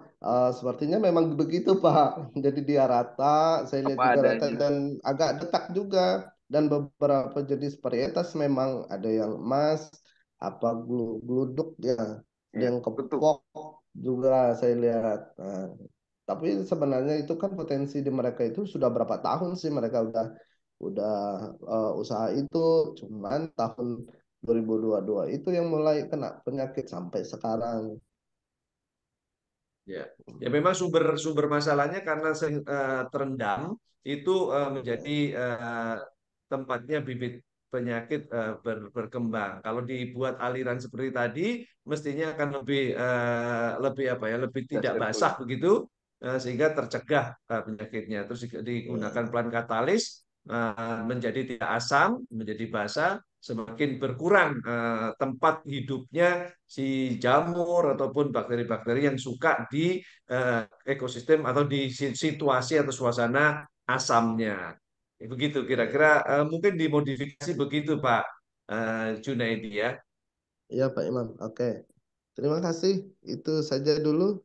Baik, Terima Pak Jun. kasih Oke, Pak Jai. baik mudah-mudahan di sana berkembang. Nanti kita monitor Amin. lagi. Jangan jangan segan-segan kalau ada acara seperti ini, Pak Junaidi ya. Terima kasih. Oke, Luar biasa. terima kasih. Baik, Bapak Oke, Ibu Bu sekalian Melani yang mau silakan. bertanya. Yang mau bertanya silakan selain tadi dari Siantar dan Pak Junedi dari Katingan ya. Bapak Ibu lainnya mungkin dari Jambi, dari Riau, dari Solo, dari Aceh. Silakan.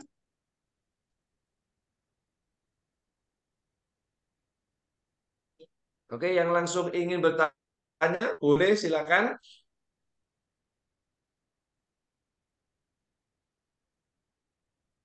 Wah, ini udah siap-siap ini ya. Siap-siap pengen cari bonggol pisang yang memang tersebar di mana-mana. Negeri kita itu memang seolah-olah tanda kutip pisang. Jadi kalau di Jawa, di Pulau Jawa, Pulau Sumatera itu mudah sekali kita melihat kebun-kebun pisang ya. Kalau kita berjalan dengan kendaraan itu tengok kiri kanan pasti ketemu ketemu pohon pisang. Nah, itu ya. Jangan disia-siakan, ditelantarkan begitu saja. Kalau dikelola dengan sangat baik, hasilnya juga sangat-sangat luar biasa. Apalagi sekarang sudah mulai terbuka pasar ekspor, itu luar biasa sekali sekarang ini potensinya. Nanti kapan-kapan kita pergi ke China, jangan-jangan pisangnya dari negeri kita sendiri, karena memang gampang sekali kita menumbuhkan pohon pisang ini. Pohon yang sulit mati sebenarnya ya. Kita buang saja, tumbuh juga di sana.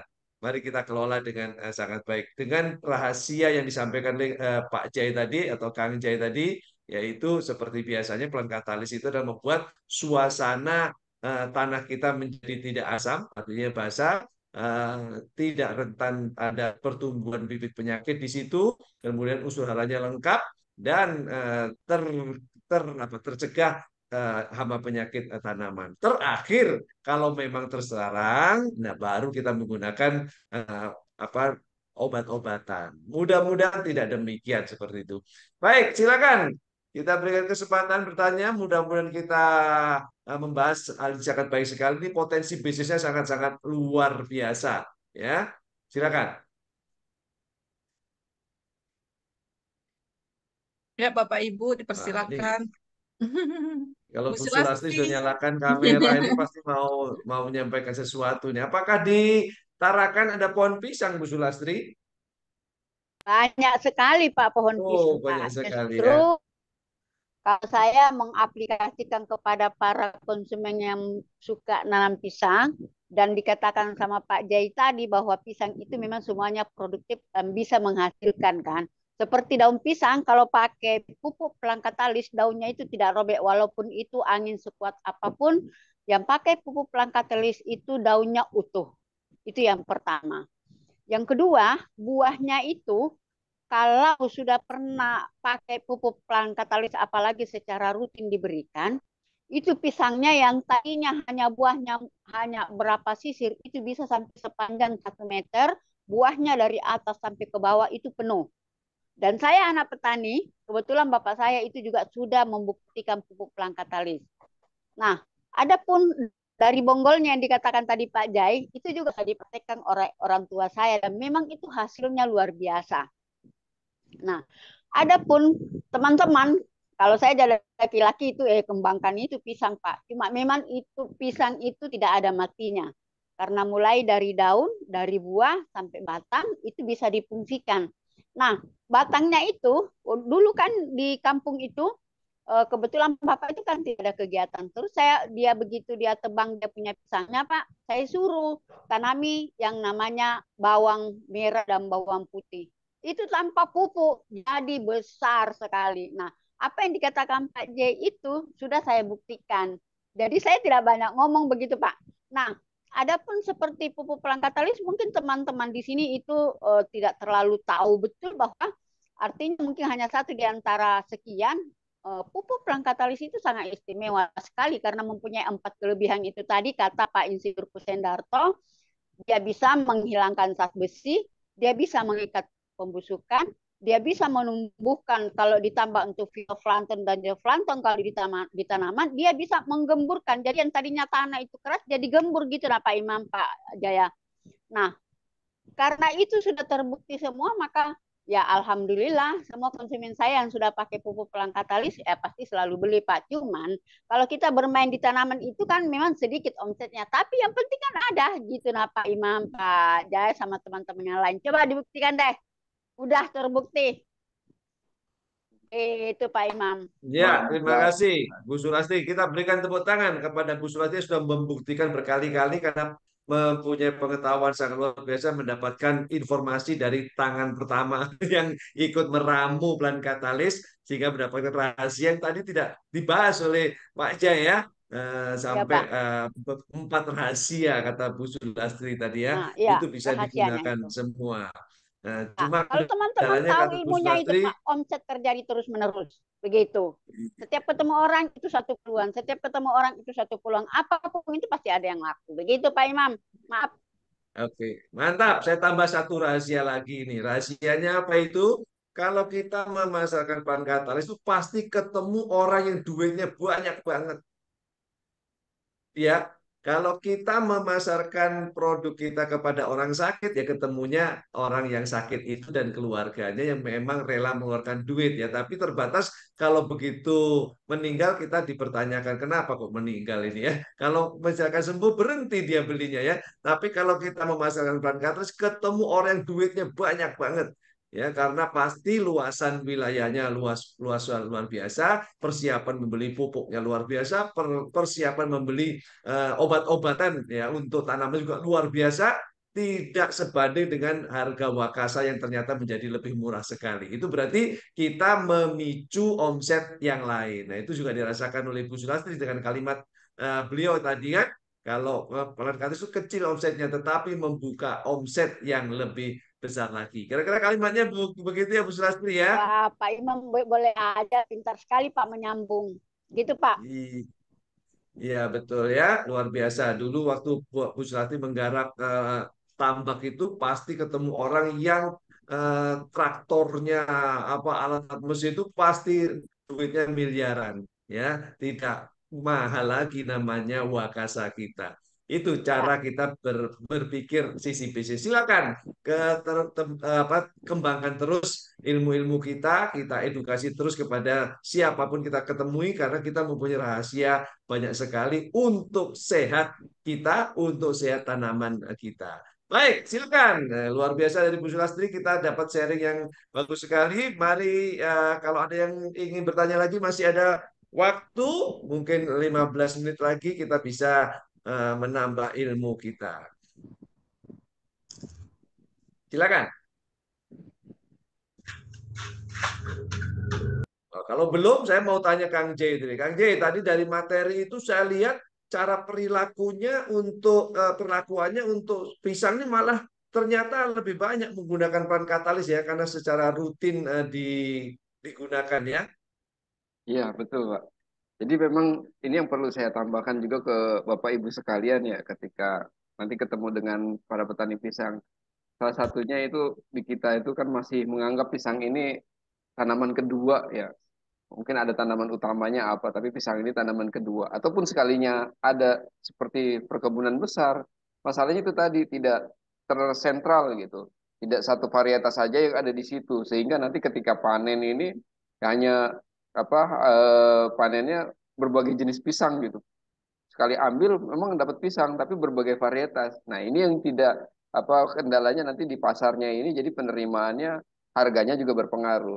Beda misalkan sekali keluar dari kebun itu pisang kepok itu satu truk gitu, atau nanti pisang raja satu truk, pisang mas satu truk. Ini nilai tambahnya sangat besar sekali itu di situ. Nah ketika itu sudah terbangun, Bapak Ibu nanti bisa sarankan masuk tadi proses pembuatan bibit. Nah, pembuatan bibit inilah yang akan berputar setiap hari itu, apalagi untuk penggunaan plant katalis. Pembuatan bibit ini Bapak Ibu tadi sudah bisa saksikan per 2 minggu itu membutuhkan plant katalis ya. Nah, ini dan panennya juga tidak lama. Ya, ketika menunggu buahnya harus 1 tahun ya. Tapi kalau apa petani bisa membudidayakan pisang misalkan dari itu tadi, wah ternyata pisang kepok ini kebutuhannya untuk di Malaysia ya. Yang menurut informasi yang saya dapat per bulan ini aja itu masih minus kurang lebih 80 ton. Jadi pisang kepok aja kita yang diekspor ke Malaysia masih kurang 80 ton. Nah, ini bisa menjadi peluang untuk produksi pisang kepok. Lalu untuk apa pisangnya kita lama, kita jual pembibitannya gitu, bibit-bibit pisang kepok yang berkualitas. Karena dari Sumatera sendiri pisang barangan ini juga banyak ternyata pembudidayanya gitu. Jadi dia apa budidaya pisang bukan jual buahnya, jual bibitnya malah. Dan ini sudah sampai ke Batam itu bisa juga apa mengekspor pisang barangan ya. Terus Jogja juga bisa produksi pisang barangan ya. Dan ini sangat banyak sekali, Pak. Nah, ini yang menjadi potensi sebetulnya penyerapan-penyerapan plan katalis seperti ini dan informasi-informasi seperti ini Bapak Ibu juga bisa tularkan ke para petani-petani pisang gitu. Sehingga apa? Petani pisang bisa fokus dalam budidaya, terus hasilnya bisa dinikmati dan tentunya tidak akan lupa dengan apa informasi dari Bapak Ibu dan sekalian yang mengajarkan bagaimana membudidayakan pisang yang tepat tentunya dengan plan katalis gitu. Dapat untung dari apa dari plan katalisnya dapat untung kenal Bapak dan Ibu dan inilah yang menjadikan apa kita terikat semakin dalam gitu dengan para petani sekalian. Nah, ini harapan saya seperti itu, Pak. Ya, mudah-mudahan bisa membantu para petani gitu dengan plan katalis ya. Begitu, Ya, Pak. Betul mantap, sekali luar Pak biasa Jan. ya. Ini memang ini kalau kita jadikan sebuah bisnis itu nanti meningkat menjadi sebuah industri ya. Nah, memang kalau di perusahaan-perusahaan besar mestinya sudah dipikirkan itu, tapi masih terlalu besar peluang-peluangnya. Contoh yang dialami Pak Junedi tadi, memang di Kalimantan itu begitu banyak orang ingin mengembangkan apapun ya, dan pengalamannya tentu harus diikuti dari pengetahuan-pengetahuan dari yang lebih dulu di Jawa ataupun di Sumatera yang lebih dulu mengembangkan ya. Nah, kira-kira permasalahan awalnya sama lah ya. Itu perlu didalami. Baik, silakan Bu Melani kalau ada yang bertanya lagi. Di kolom chat sudah tidak ada Pak Imam. Oh, sudah. Oke. Satu orang terakhir boleh bertanya kalau masih ada. Kalau tidak, ya memang kita harus sudahkan. Ya, kita berikan kesempatan satu orang lagi. Ini Bu Afrina sudah. Oh, ini Pak Katma nih ya, baru join lagi ya. Rupanya hari ini hari Kalimantan, semua dari Kalimantan ya. Pak Katma punya pohon pisang atau kebun pisang, Pak Katma? Aku cuma jeruk, Pak Imam. Oke, nggak ada pohon pisang sama sekali di sana ya. Ya kan? Oke, nggak apa-apa. Nanti mudah-mudahan kalau ada bibit pisang nanti bisa ketagihan nanam pisang karena mulai dari bonggolnya, daunnya, buahnya itu duit semua itu Pak Katma ya. Jangan sampai itu dilewatkan. Luar biasa. Mic-nya dinyalakan Pak Katma. Halo, Halo ya, gimana? punya pisang gepok ada juga tapi banyak yang kena virus di sini Kalimantan. Oh, sudah tahu rahasianya mengatasi virus? Belum tahu ini. Banyak yang kena Selamat. virus, banyaknya di samping jalan Kak. Banyak cuman yang diambil sekarang jadinya jauhnya yang diambil. Oke, daunnya pun duit itu Pak Katma ya. Iya, betul. Oke, nah tadi Pak Katma rupanya baru join di akhir-akhir sesi. Padahal tadi kita sudah membahas bagaimana mengatasi virus di pisang ya, di pohon pisang ya. Seperti itu. Ada ya, nanti kita bagikan materinya, dipelajari. Mudah-mudahan Pak Katma menjadi orang pertama yang tahu mengatasi virusnya pisang di daerahnya Pak Katma. Iya. Luar biasa. Ini tadi ada yang menyalakan kamera juga Bu Afrina. Tadi dari mana asalnya Bu Afrina? Dari Siantar, Pak. Oh, ini baru orang Siantar, baru Sumatera. Saya pikir orang Kalimantan juga ya. Kalau Sumatera sudah banyak rahasia di sana. Mudah-mudahan Kalimantan, Siantar bisa membuat pisang lebih hebat lagi setelah menggunakan bahan katalis. Dipraktekkan ya, Bu Afrina ya. Amin. Oke, Pak. Siap, terima kasih. Baik, Bu Melani, saya pikir karena waktunya sudah hampir habis dan pertanyaan sudah tidak ada, kita tutup saja. Mudah-mudahan hari ini hari yang sangat luar biasa, kita mendapat informasi yang sangat-sangat penting, bukan hanya menggunakan pan katalis saja, tetapi dari aspek bisnisnya yang bisa berkembang banyak, padahal hanya membahas satu komoditi pisang saja ya. Mudah-mudahan ini menjadi inspirasi bagi kita.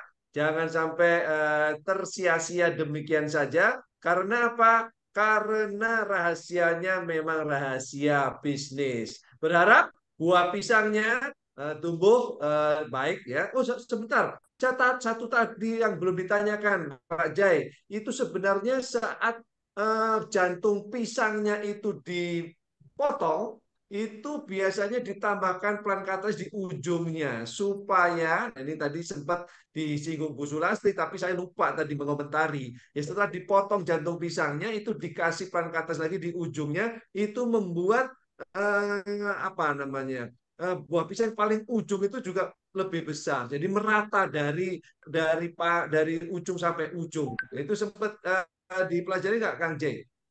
Iya, Pak. Jadi memang kalau untuk perawatan pisang di skala industri itu perbonggol itu tidak semuanya dibuahkan atau dijadikan buah ya. Itu dia ambil hanya beberapa aja ya, dan disisakan berapa baris. Itu yang pertama ya Pak ya.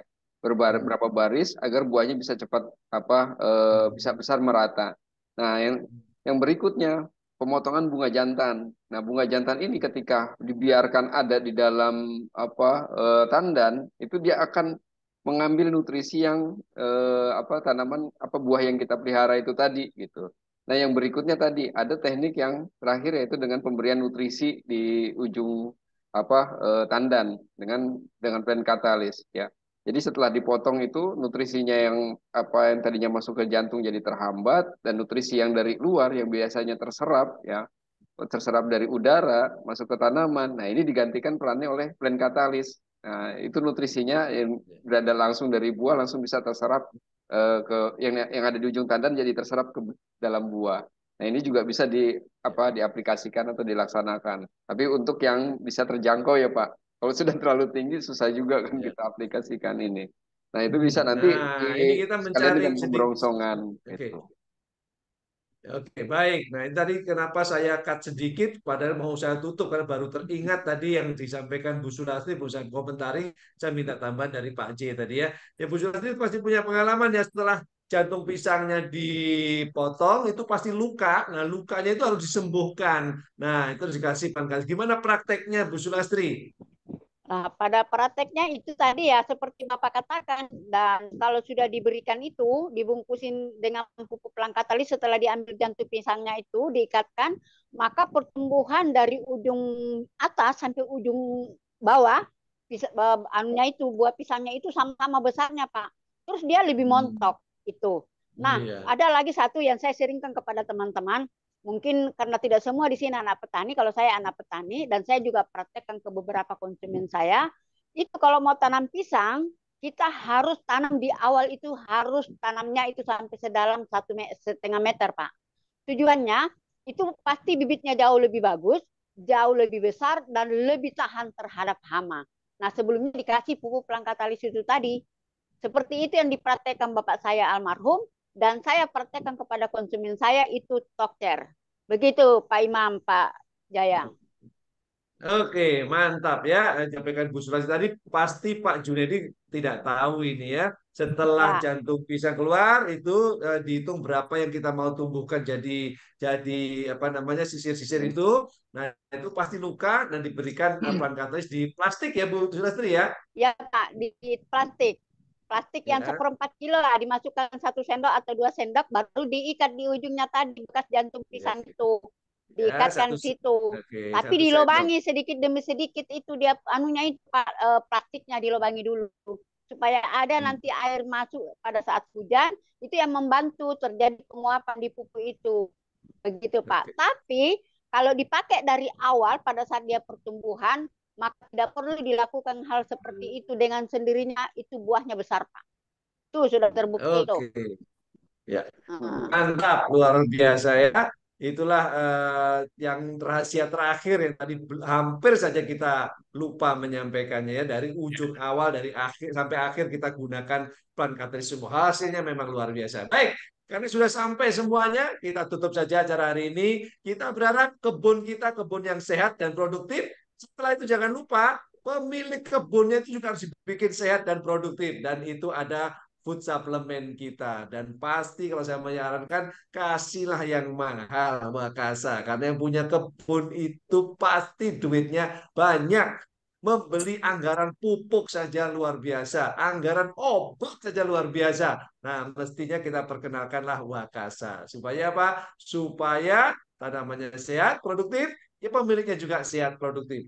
Jadi gambarnya gini, sudah sehat dan produktif. Luar biasa. Terima kasih kepada Kang Jai sudah memberikan materi. Terima kasih pada Pak Junaidi, Bu Sulastri, Pak Katma, Bu Afrina, dan mitra-mitra semua yang belum buka kameranya, tapi saya yakin mendengarkan. Mudah-mudahan kita menjadi semakin sehat dan produktif bersama CNN. Assalamualaikum. Amin. Selamat sore. Waalaikumsalam Salam. warahmatullahi Baik. wabarakatuh. Baik, Bapak Ibu sekalian, dengan demikian berakhir pula acara Zoom Pengkalis kita pada sore hari ini. Jangan lupa 4 hari lagi kita akan mengakhiri bulan Juni. Maksimalkan omset Bapak Ibu ya semuanya. Sampai jumpa. Siap. Selamat sore Bapak Ibu semua. Selamat Terima kasih. sore. Oke, kita Selamat tutup sore. dengan omset plan Kataska 1 ton, 2 ton, 3 3 ton. ton, 4 ton, 5 ton, dan omset kita berapa? 10 juta, 20 juta, 30 Ya, juta, 40 juta, 50 juta, 50 atau juta. lebih lagi. Ya. betul. Hati-hati syukuri